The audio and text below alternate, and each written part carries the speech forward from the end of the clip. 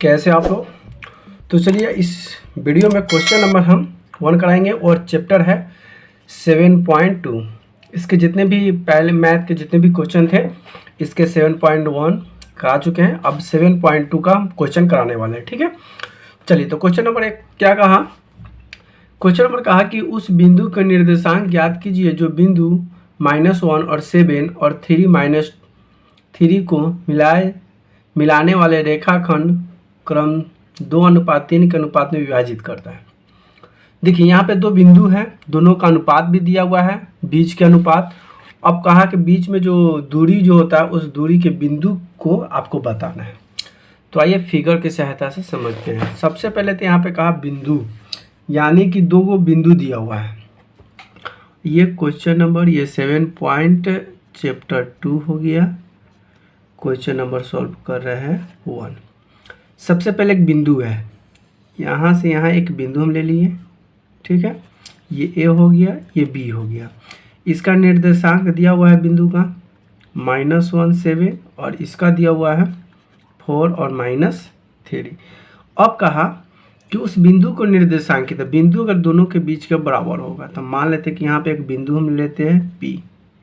ठीक है, तो इसका निर्देशांक क्या हो जाएगा, एक्स वाई नहीं दिया हुआ है, एक्स वाई यही दूरी हमको बताना है, निकालना है। ठीक, और एक और चीज़ दिया हुआ है, यहाँ से m1 बराबर दे दिया हुआ है 2 और m2 बराबर दे दिया हुआ है 3। ये अनुपात है, इस दोनों बीच के अनुपात है, इसका और इसका अनुपात दिया हुआ है।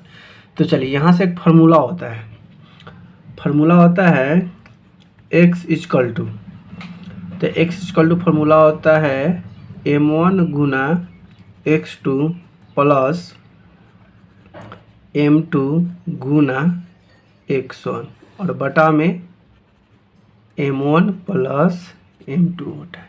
ठीक है, अब इसको सॉल्व कीजिए। तो सॉल्व करने के लिए क्या करना है, अब कुछ भी नहीं करना है, इसका मान जो है यहाँ पे पुट कर दीजिए m1। तो m1 का मान यहाँ पे देख लीजिए 2 है, तो यहाँ पे लिख दिए 2 गुना x1 यहाँ पे -1 है,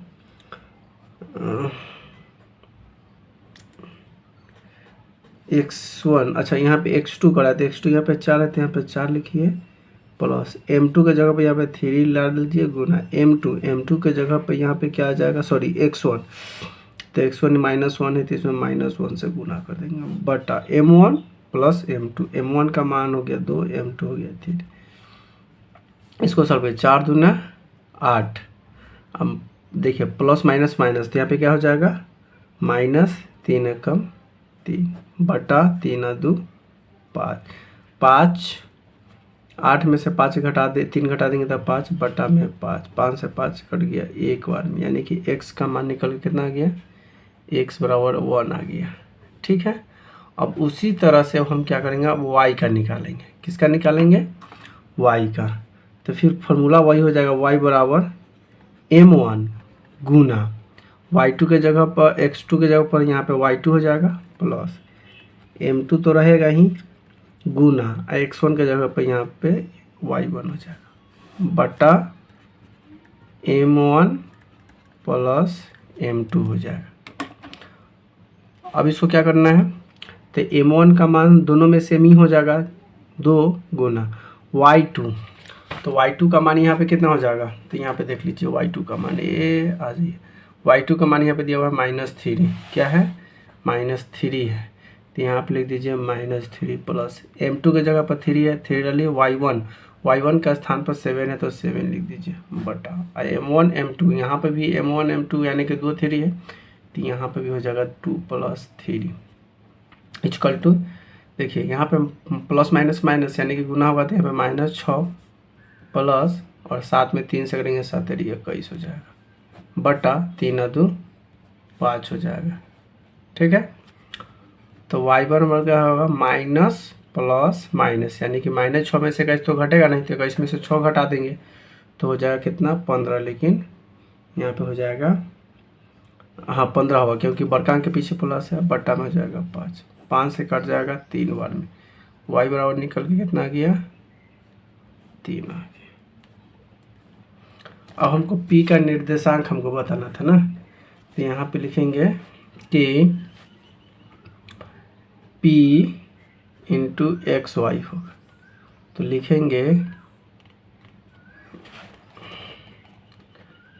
P इंटू एक्स का मान निकल गया -1 आया और y का मान निकल गया 3, यानी कि x और 3। यहाँ लिख देंगे कि अतः